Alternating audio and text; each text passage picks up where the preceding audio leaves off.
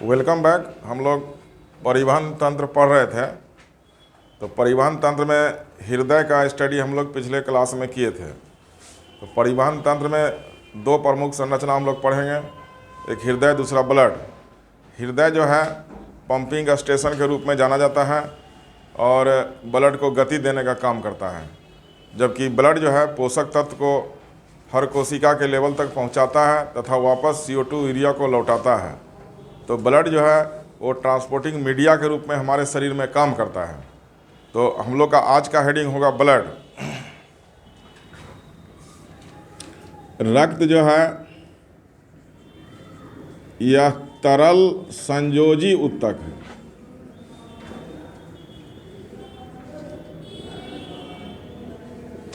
Liquid या fluid connective tissue ऊतक का प्रकार से दी जाएगा क्वेश्चन, तो ये तरल संयोजी ऊतक है।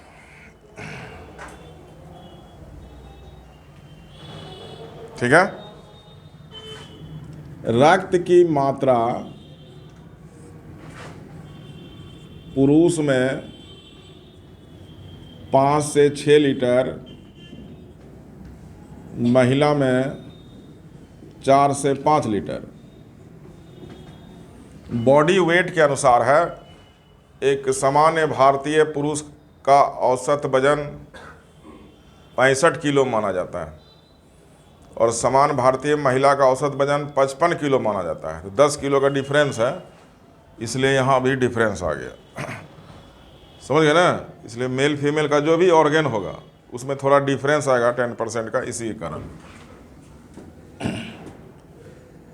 रक्त का pH मान 7.4 है, ये क्षारीय होता है। रक्त का स्वाद नमकीन होता है NaCl के कारण।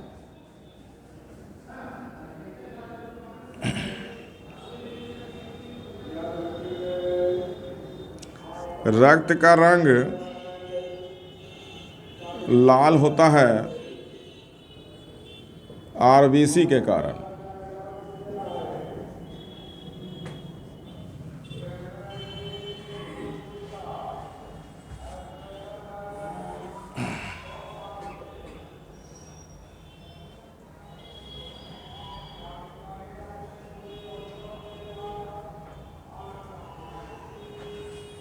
रक्त के कार्य हम लोग देखेंगे कि क्या क्या काम करता है।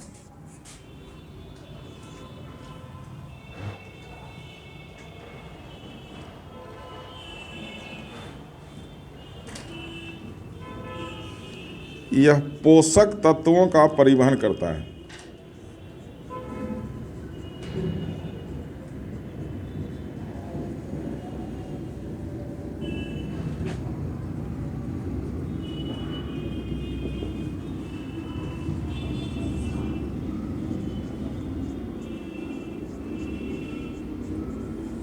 यह हार्मोन का परिवहन करता है।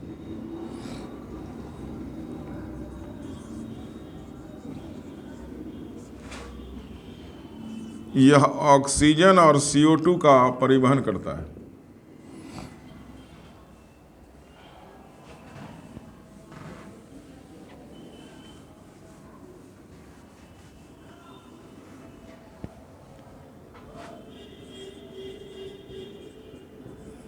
यह शरीर के तापमान को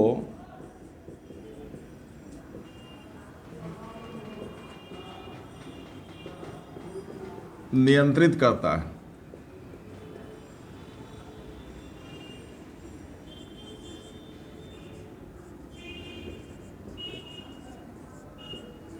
यह शरीर को रोगों से सुरक्षा प्रदान करता है।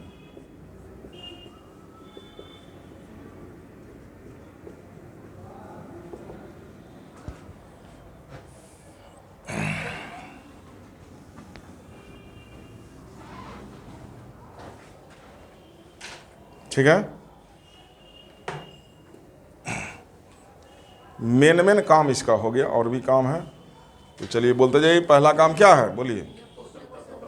दूसरा तीसरा, चौथा, पांचवा का मतलब डिफेंस, जैसे एंटीबॉडी, लीवर, हाइपोथैलेमस। तीन आंसर नहीं, ऐसा नहीं देगा, तीनों आंसर है, सभी देगा। फिर हाइपोथैलेमस जो है आदेश देगा, ब्रेन है। लीवर हीट एनर्जी निकालेगा, अब ब्लड उसको पूरे शरीर में वितरित कर देगा हीट एनर्जी को, समझ गए? तो तीनों का रोल है। अब तीनों चॉइस में है तो ऑल चौथा चॉइस होगा ही, इसमें कोई दिक्कत नहीं है। अब हम लोग ब्लड का कंपोजिशन के बारे में जानकारी लें, संरचना।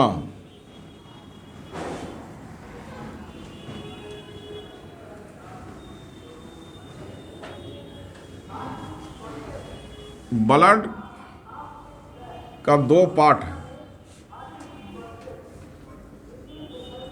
एक प्लाज्मा और दूसरा कार्पसल्स। प्लाज्मा पूरे रक्त का 55% होता है, जबकि कार्पसल्स 45%। प्लाज्मा में वाटर लगभग 90%, प्रोटीन 8%,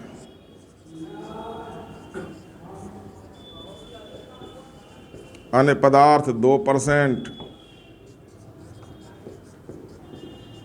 जिसमें ग्लूकोज 0.1% और NaCl 0.9%। कार्पसल्स 3 तरह का, RBC, WBC और प्लेटलेट्स। इतना नोट करो।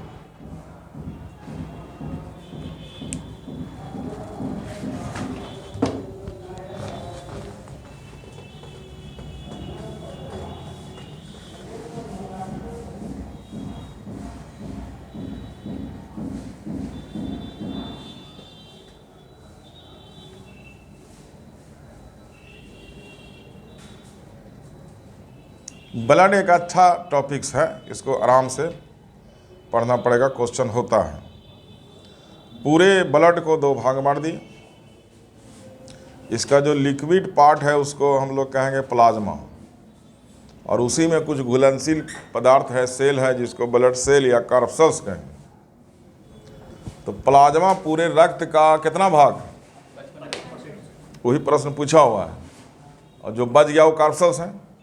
अब प्लाज्मा का कॉम्पोजिशन हम देखेंगे तो इसमें 90% वाटर है, प्रोटीन है और अन्य पदार्थ है। तो अन्य पदार्थ 2% है। तो उस 2% का हिसाब हम लिए हैं कि ग्लूकोज कितना है और NaCl कितना है। तो ये एक अलग क्वेश्चन है कि हमारे प्लाज्मा में ग्लूकोज का परसेंट कितना होता है, समझ गए? तो दोनों मिलके 1% बन गया, तो 1% और भी चीज़ है। अब ये जो NaCl 0.9% है, तो पेशेंट को जो नॉर्मल सलाइन चढ़ाया जाता है, जानकारी है ना, नॉर्मल सलाइन, एक ग्लूकोज सलाइन होता है, एक पोटासियम सलाइन होता है, एक नॉर्मल सलाइन होता है। तो नॉर्मल सलाइन का कंपोजिशन पूछेगा क्या है, तो यही आंसर होगा कि NaCl 0.9% इन वाटर जो है घुला रहता है, मैंने एक्वस सॉल्यूशन ऑफ NaCl, मैंने जल में घुला रहता है। तो कितना घुला रहता है, तो इतना ही %। तो बोतल का भी देखना तो उसमें लिखा रहेगा 0.9% NaCl, तो समझ गए ना? उससे ज़्यादा उससे कम हम रक्त में नहीं दे सकते हैं। प्लाज्मा प्रोटीन का बात हुआ, ये प्लाज्मा प्रोटीन कई प्रकार का है। तो यहाँ नीचे लिखना कि प्लाज्मा प्रोटीन निम्न प्रकार के होते हैं। प्लाज्मा प्रोटीन निम्न प्रकार के होते हैं।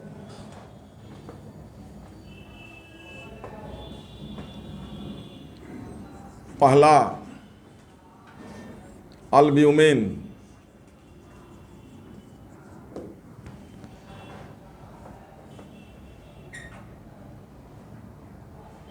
उसी में डैश देंगे, काम लिखना। यह रक्त को गाढ़ा बनाता है।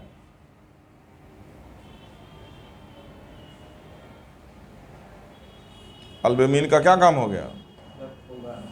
और अंडा के उजला भाग में भी यही प्रोटीन पाया जाएगा। वहीं पर कोष्ट में कर दो कि अंडा के उजले भाग में मौजूद। तो अंडा का जो व्हाइट पार्ट है उसमें अल्बुमिन प्रोटीन है, जिसको गर्म करने से वो जम जाता है। हमारे ब्लड में भी रहता है, ये समझ गए ना। दूसरा प्रोटीन है प्लाज्मा में ग्लोब्यूलिन।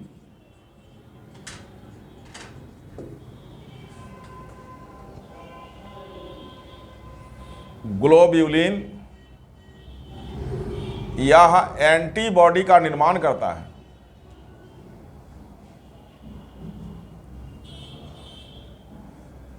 तो वो भी प्रश्न है कि एंटीबॉडी का निर्माण किस प्रोटीन से होता है, बोलो। एक अच्छा प्रश्न है। यानी एंटीबॉडी एक प्रोटीन है। तीसरा प्रोटीन का नाम है प्रोथ्रोम्बिन। और चौथा है फाइब्रिनोजेन। दोनों का एक ही काम है,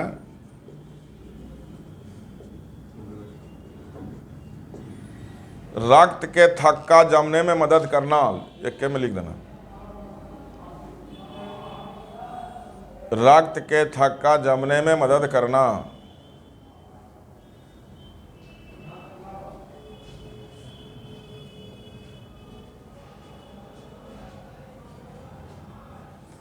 कुल मिलाकर 4 प्रकार का प्रोटीन प्लाज्मा में पाया जाता है। समझ गए ना। Albumin, globulin, prothrombin, fibrinogen. यहाँ से भी क्वेश्चन देते रहता है कि रक्त के थक्का जमाने में कौन सा प्रोटीन यूजफुल है, तो ये आंसर हो जाएगा। अब हमारे पास दूसरे हाथ में कार्पसल्स बच गया। ये ब्लड सेल भी इसको बोलते हैं, जो लिक्विड पार्ट में तैर रहा है, घुला हुआ है। तो अब इसका 3 प्रकार है। कौन कौन बोलिए। एक ठोक उठाइए, आरबीसी को हेडिंग कीजिए।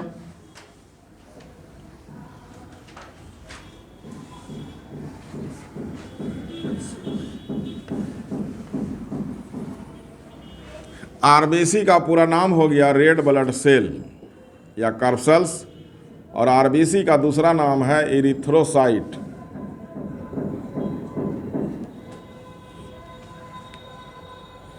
रेड ब्लड सेल या कार्पसल्स और दूसरा नाम है इरिथ्रोसाइट।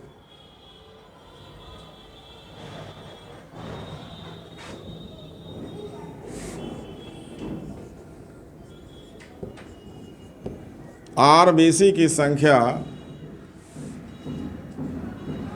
45 लाख से 50 लाख प्रति घन मिलीमीटर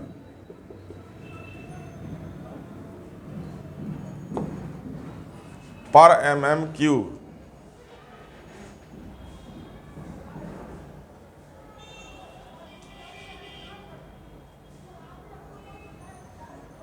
यानी 1 घन मिलीमीटर में आरबीसी इतना अटेगा। समझ गया। पूरा शरीर का नहीं है ये। घन माने समझ रहा है ना, जिसका सब भुजा बराबर हो। तो घन 1 mm का घन है, मान लो इतना बड़ा है। उसमें हम आरबीसी को हटावेंगे तो कितना हटेगा। यानी पूरे शरीर का डाटा नहीं है ये, ब्लड को ऐसा ही काउंट किया जाता है। समझ गए ना। इसका रंग लाल होता है।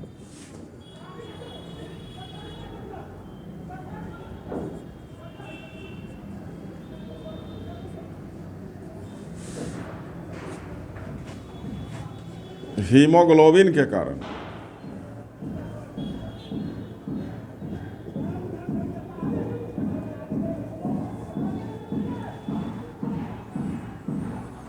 रक्त का रंग लाल था आरबीसी के कारण, और आरबीसी का रंग लाल है हीमोग्लोबिन का।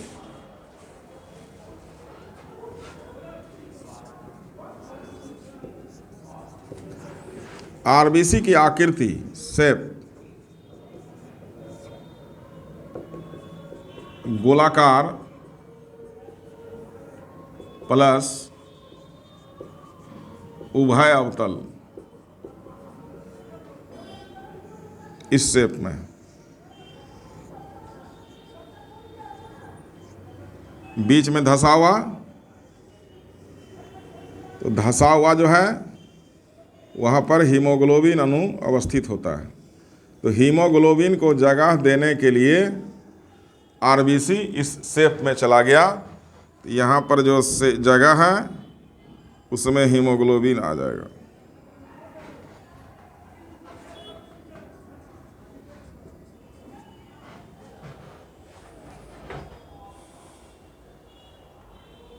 बढ़ते जाओ जल्दी जल्दी।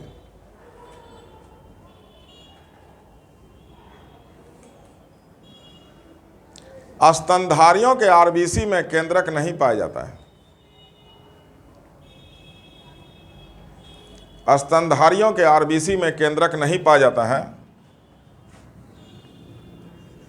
अपवाद हैं ऊंट और लामा।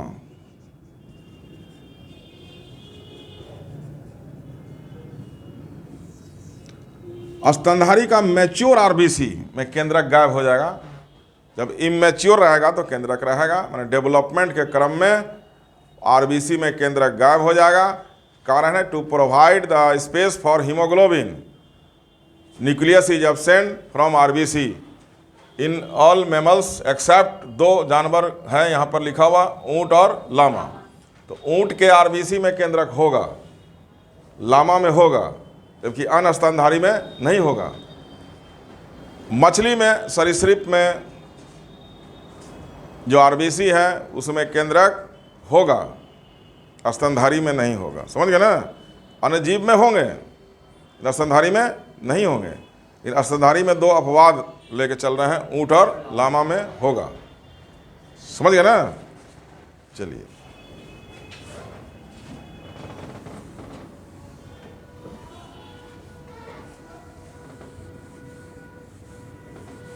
आरबीसी के कार्य लिखना।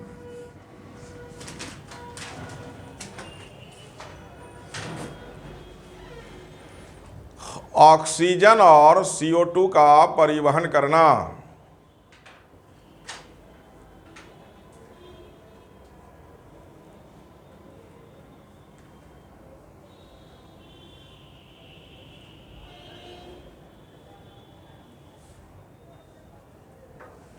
नेक्स्ट, ऊंचाई पर जाने से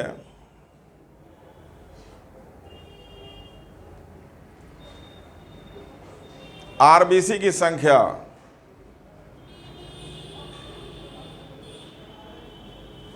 क्या हो जाएगा? बढ़ जाती है।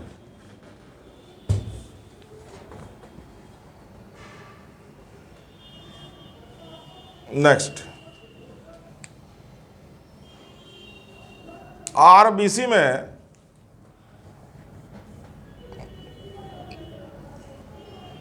(33% हीमोग्लोबिन पाया जाता है।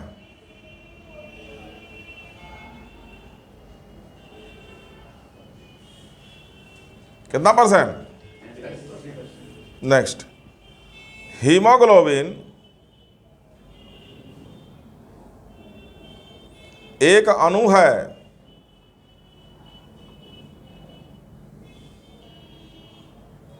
जिसका निर्माण लोहा और प्रोटीन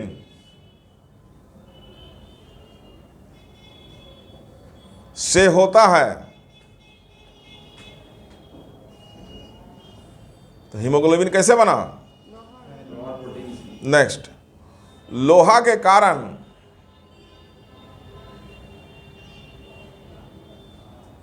इसका रंग लाल होता है। इसीलिए इसे रेड पिगमेंट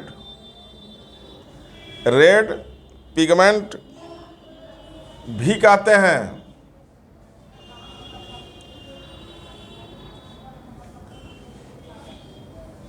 तो लोहा के कारण लाल है।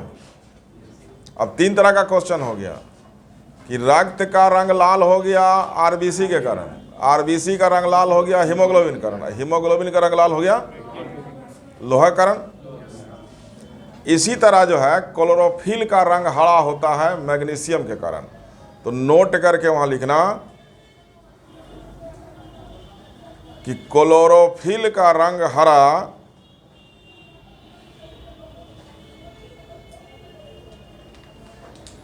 मैग्नीशियम के कारण होता है।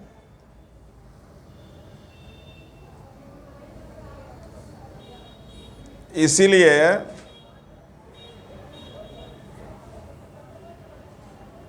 क्लोरोफिल को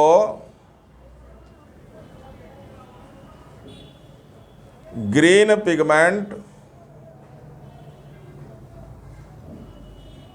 भी कहते हैं। तो एक तरफ रेड पिगमेंट हो गया, एक तरफ ग्रीन पिगमेंट हो गया, एक तरफ लोहा हो गया, एक तरफ मैग्नीशियम हो गया, समझ गए ना। तो हीमोग्लोबिन का निर्माण लोहा और प्रोटीन से होता है। तो लोहा का 4 एटम है,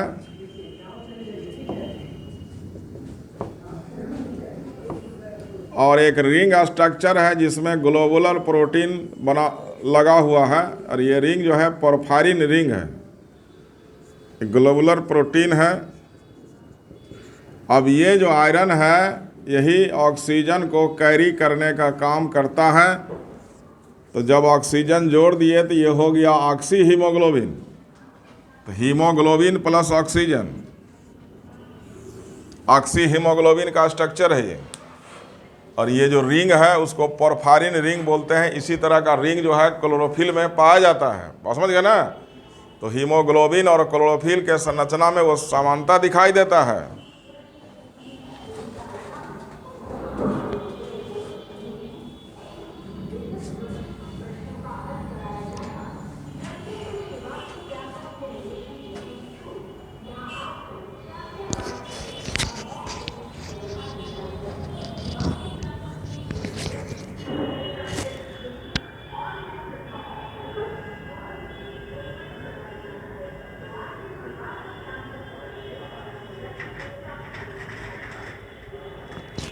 प्रश्न देता है कि हीमोग्लोबिन का एक अणु कितने ऑक्सीजन को ढोता है।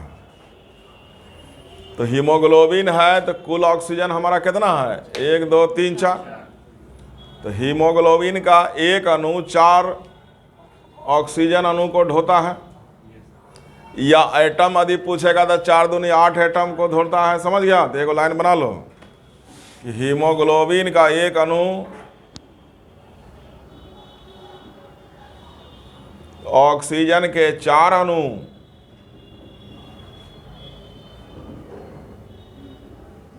को ढोने का काम करता है।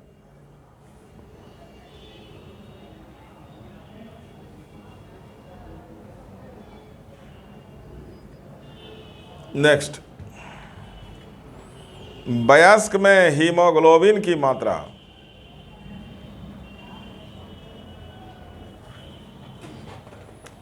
वयस्क में हीमोग्लोबिन की मात्रा बराबर 14 ग्राम प्रति 100 ml। 14 ग्राम प्रति 100 ml।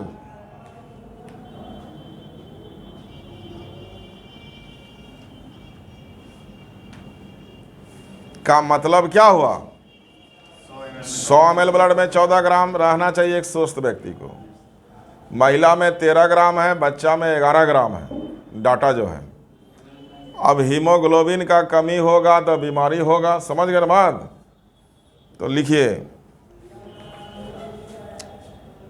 एक लाइन पहले लिखो, ऊंचाई पर जाने से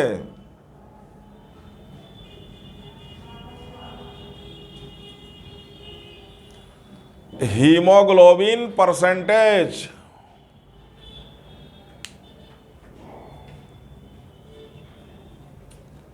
का मान बढ़ जाता है। इसके पहले हम लोग पढ़े थे ऊंचाई पर जाने से श्वसन दर, ब्लड प्रेशर, हृदय का धड़कन, आरबीसी का संख्या और हीमोग्लोबिन परसेंटेज, इतना चीज बढ़ जाता है। समझ गए ना?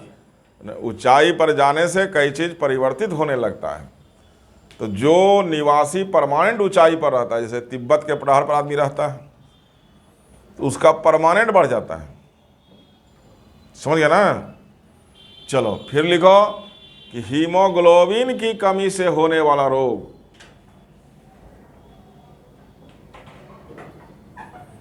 हीमोग्लोबिन की कमी से होने वाला रोग, डैश देकर उसका नाम लिखो रोग का। कौन सा रोग हो जाएगा? एनीमिया। और रक्तता हिंदी वर्ड है।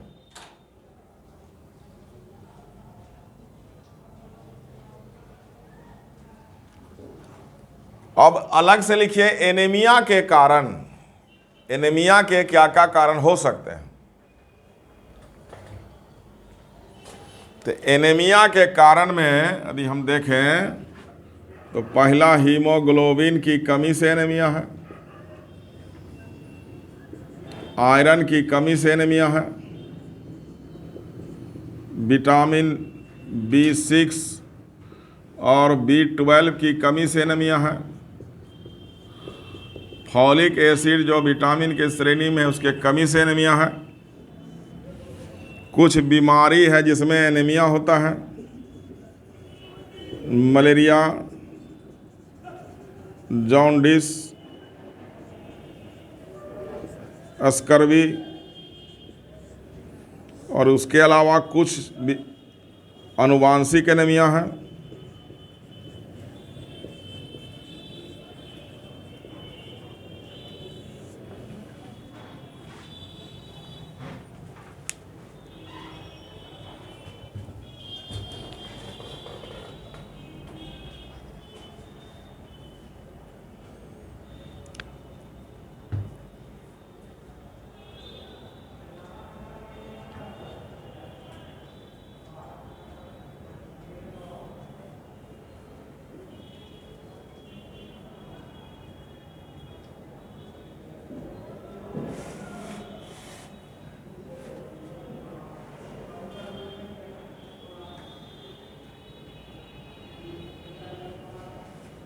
समझ रहा है ना? समझते जाओ। एनीमिया, हीमोग्लोबिन का कमी। तो हीमोग्लोबिन में आयरन है, आयरन नहीं रहेगा तो हीमोग्लोबिन कम हो जाएगा ना। प्रोटीन भी खाएंगे, नहीं खाएंगे तो हीमोग्लोबिन कम हो जाएगा। B6 B12 हीमोग्लोबिन निर्माण में आवश्यक है, फॉलिक एसिड आवश्यक है, या फिर एक्सेस ब्लीडिंग हो जाए तो एनीमिया हो जाएगा, या आरबीसी का संख्या गिर जाए तो एनीमिया हो जाएगा। माने हीमोग्लोबिन को हमको कम करना है, तो कई एंगल से ना कम कर सकते हैं। पूरा ब्लड कम हो जाए शरीर में, मान लो आरबीसी घट जाए, समझ रहा है ना? तब मलेरिया में क्या होता है, आरबीसी खाता है तो आरबीसी की संख्या गिर गया, तो हीमोग्लोबिन भी घट गया तो एनीमिया हो गया। जॉन्डिस में क्या होता है कि आरबीसी टूटता है, बिलीरुबिन बनता है, आरबीसी तेजी से टूटता है तो तेजी से बिलीरुबिन बनता है, यानी आरबीसी का कमी हो गया। स्कर्वी में मसूड़ा से खून आता है तो ब्लड लॉस हो गया। आनुवांशिक एनीमिया जो है जीन म्यूटेशन के कारण होता है। अब आनुवांशिक एनीमिया जो है कई प्रकार का हो सकता है।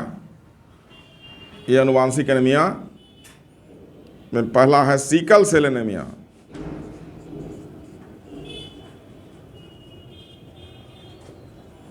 दूसरा है थैलेसेमिया, तीसरा है सेप्टिसेमिया,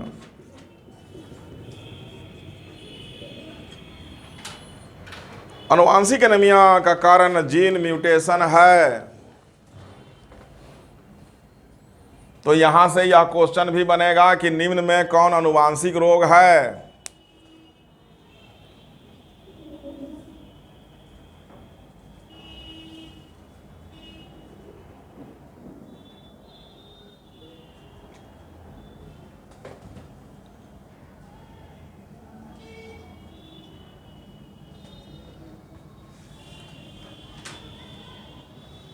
ठीक है।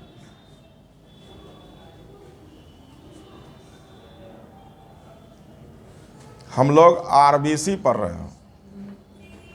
ब्लड में दो भाग बताए थे, प्लाज्मा और कॉर्पसल्स। कॉर्पसल्स 3 प्रकार का है, आरबीसी, डब्ल्यूबीसी और प्लेटलेट। अब दूसरा उठाइए, WBC.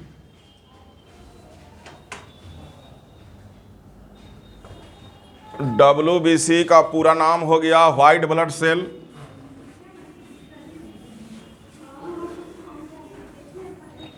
White blood cell. WBC का दूसरा नाम है ल्यूकोसाइट। तेजी में बढ़ते जाओ। ल्यूकोसाइट।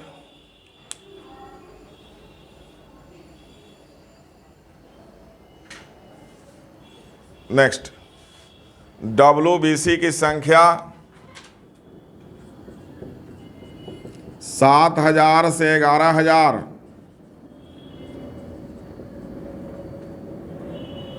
प्रति घन मिलीमीटर। 7,000 से 11,000 प्रति घन मिलीमीटर। आरबीसी का संख्या कितना था? 45-50 लाख।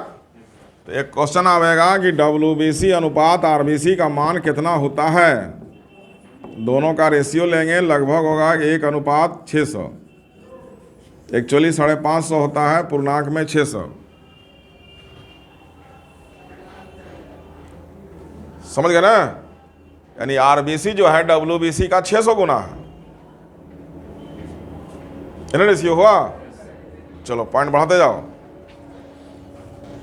यह रंगहीन होता है, कलरलेस। डब्ल्यूबीसी रंगहीन होता है क्योंकि इसमें हीमोग्लोबिन नहीं पाया जाता है।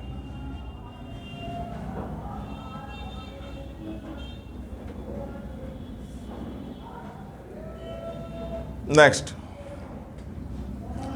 डब्ल्यूबीसी का उम्र काल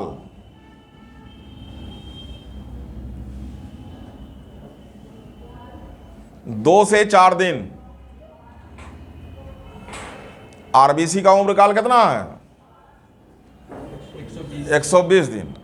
कॉमन था, इसे छोड़ दिया तो लिख लेना वहाँ आरबीसी वाला में। डब्ल्यूबीसी का कितना हो गया? 2 से 4 दिन, एवरेज में, अलग अलग है सबका।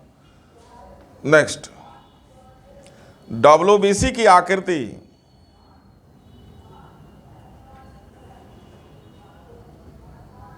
अनियमित, माने कोई आकृति नहीं है सही इसका, जैसे तैसे। जबकि आरबीसी गोलाकार था, है ना, अनियमित है। नेक्स्ट, डब्ल्यूबीसी के कार्य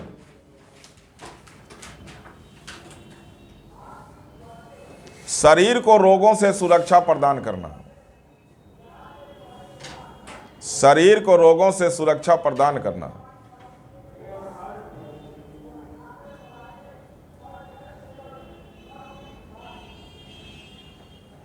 आरबीसी का प्रकार नहीं था, लेकिन डब्ल्यूबीसी का प्रकार होता है।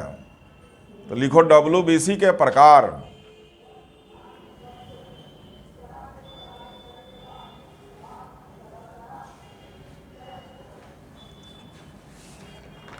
पहला डब्ल्यूबीसी के प्रकार हम लोग देख रहे हैं। पहला मोनोसाइट।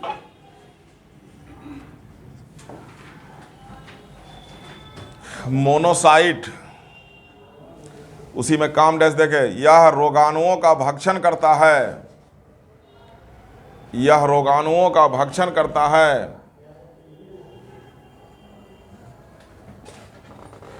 माने खा जाता है। दूसरा लिम्फोसाइट। लिम्फोसाइट,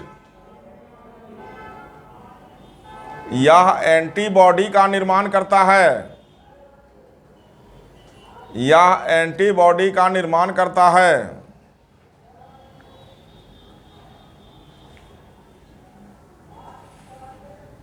अब यहां एक्सटेंशन थोड़ा लेंगे। लिम्फोसाइट 2 प्रकार का है, बी और टी।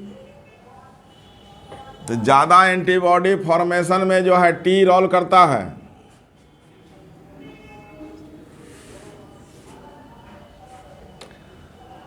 तो यहाँ पर एक प्रश्न है कि एड्स वायरस HIV जो है वो टी लिम्फोसाइट को क्षतिग्रस्त कर देता है, जिससे एंटीबॉडी नहीं बनता है। रोगी जो है इम्यून पावर को खो देता है और किसी भी संक्रमण से ग्रसित होकर मृत हो जाता है। उसी बीमारी को एड्स कहा जाता है। समझ गए बात? ऐसा क्वेश्चन आ चुका है कि HIV किसको क्षतिग्रस्त करता है। तो बी और टी दो तरह का है, तो नोट करके लिखो। AIDS virus HIV, AIDS virus HIV T lymphocyte को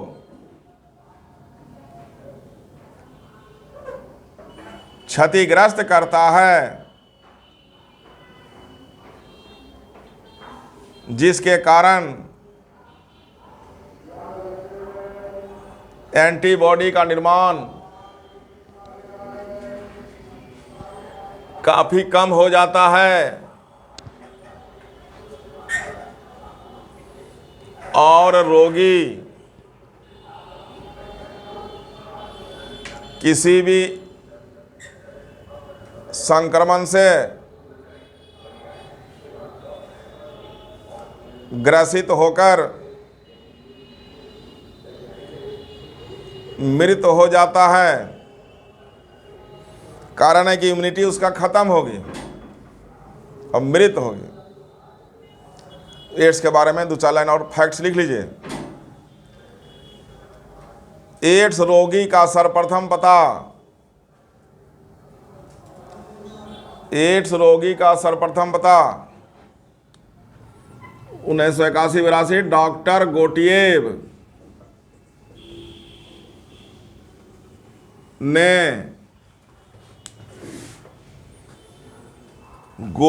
ने अमेरिका में लगाया।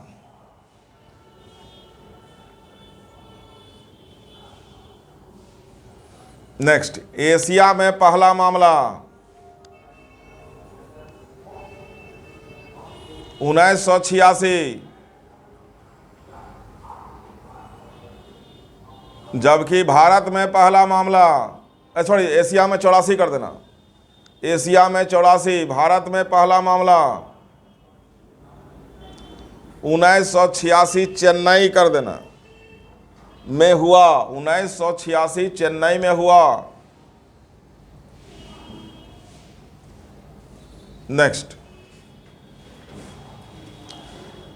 विश्व में सर्वाधिक एड्स रोगी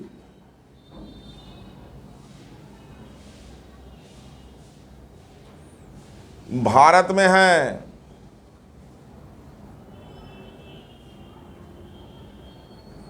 जबकि युगांडा को एड्स की राजधानी कहा जाता है।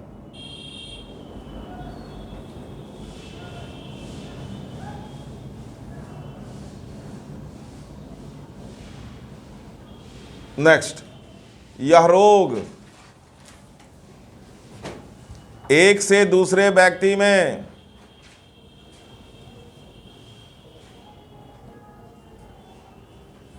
रक्त के माध्यम से फैलता है, यानी ब्लड टू ब्लड कांटेक्ट जरूरी है, पानी या भोजन से नहीं। जैसे लिख दो, संक्रमित सुई, ब्लेड,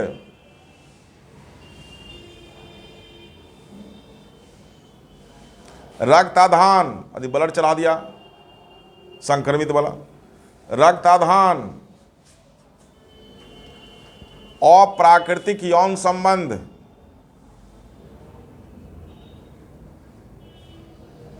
आदि लगा दो।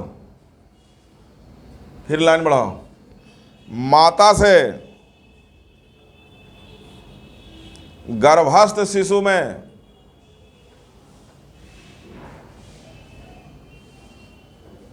एड्स होने की संभावना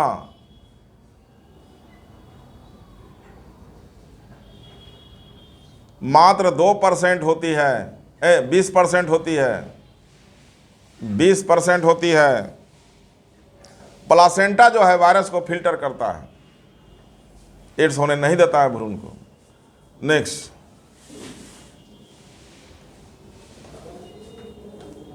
एड्स का परीक्षण। तो परीक्षण में इलिसा टेस्ट, इलिसा से अन्य बीमारी भी टेस्ट होता है, एंजाइम लीक इंसॉर्बेंट एसे, दूसरा वेस्टर्न ब्लॉट टेस्ट, तीसरा रीपा टेस्ट, चौथा कार्पस टेस्ट।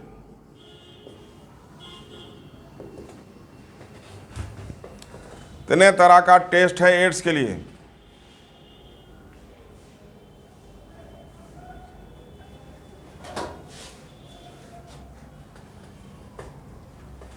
फिर लिखो एड्स की दवा, क्वेश्चन पूछा हुआ है। एड्स का दवा जो बनाया गया है सबसे फेमस है, उसमें AZT, जीडोविडिन, आर्मेनिकम इत्यादि लगा दो।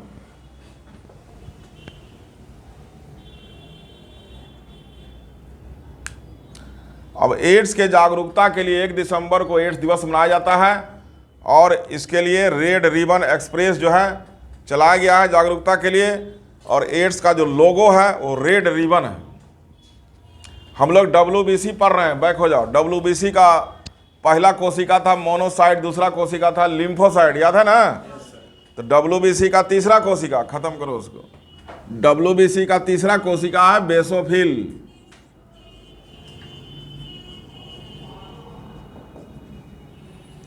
बेसोफिल या हिपेरिन नामक रसायन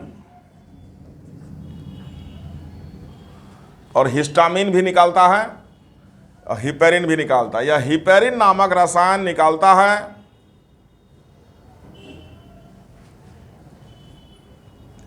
जो शरीर के अंदर रसायन निकालता है, जो शरीर के अंदर, तेजी में लिखो, रक्त का थक्का जमने नहीं देता। एक क्वेश्चन होगा कि हवा के संपर्क में रक्त जम जाता है शरीर के अंदर, क्यों नहीं जमता? आपके पास चॉइस मिलेगा, हिपेरिन। समझ गया ना? चौथा प्रकार न्यूट्रोफिल,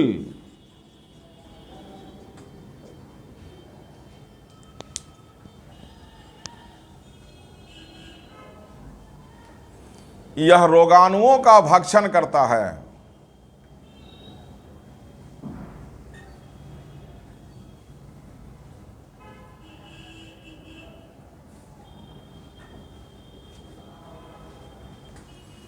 पांचवा प्रकार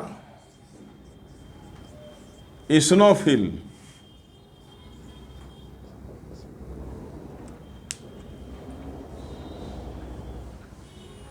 यह एलर्जी को रोकता है।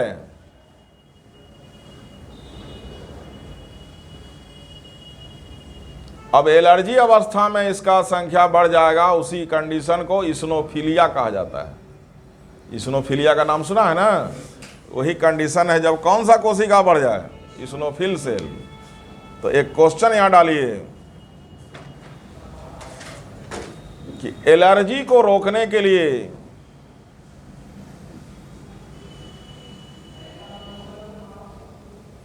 किस औषधि का प्रयोग किया जाता है? कौन सा सेल एलर्जी रोकता है? तब तो इस्नोफिल हो गया। कहेगा कौन सा औषधि, यदि वर्ड आ गया आंसर दीजिए, एंटी हिस्टामिन औषधि।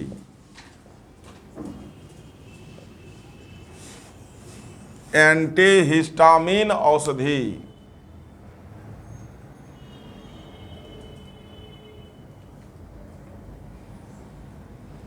हम लोग WBC पढ़ रहे थे। WBC का एक कैंसर होता है जिसको क्या कहते हैं?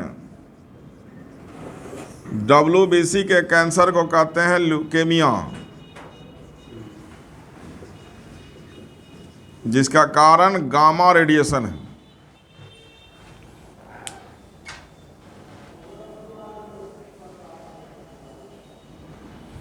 RBC WBC तीसरा डाउन में इसको खत्म कर देंगे। प्लेटलेट्स,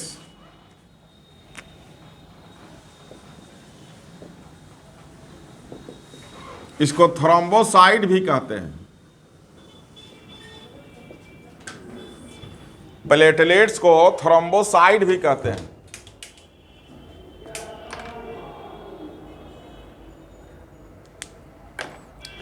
इसकी संख्या 3 लाख प्रति घन मिलीमीटर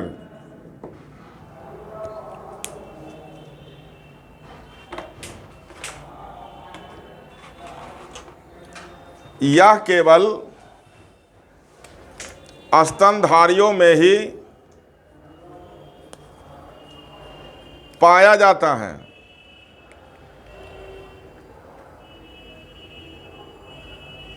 इसका कार्य रक्त के थक्का जमने में मदद करना है।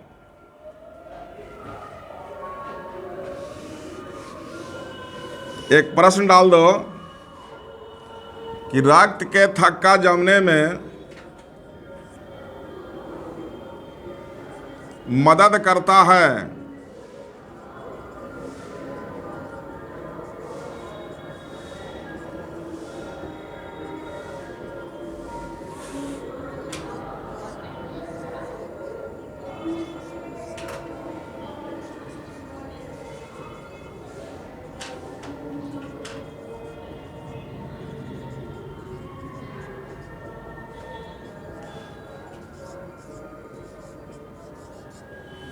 रक्त के थक्का जमने में मदद करता है। चॉइस लिखो जल्दी से।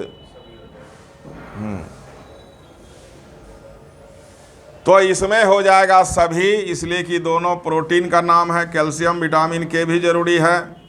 थ्रोम्बोसाइट अभी तुरंत पढ़े कि हम लोग मदद करता है, तो ऑल आंसर होगा। इस प्रकार हम लोग ब्लड का संरचना देख रहे थे। तो आज ब्लड अध्याय चल रहा था। ब्लड अध्याय में ब्लड का कॉम्पोजिशन, ब्लड का कार्य, ब्लड का संरचना हम लोग देखें।